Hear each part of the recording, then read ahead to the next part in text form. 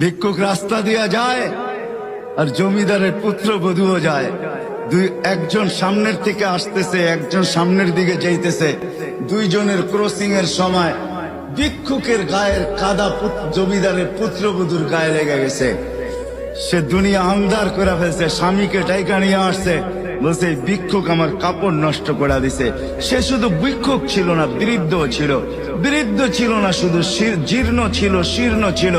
শরীরে কাপড় ছিল না, ফাটা চিরা কাপড় ছিল। পায়ে জুতা ছিল না, পেটে ভাত ছিল না। জমিদারের পুত্র সইতে পারে নাই, যৌবনী শক্তি সয় তো সয় কি কইরা তার স্ত্রীর গায়ে ভিক্ষুকের কাদা।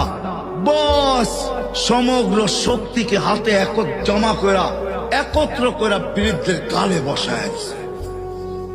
বৃদ্ধ কিচ্ছু বলে নাই, শুধু উপরের দিকে তাকায় দুই তিনটা শব্দ উচ্চারণ করছেন।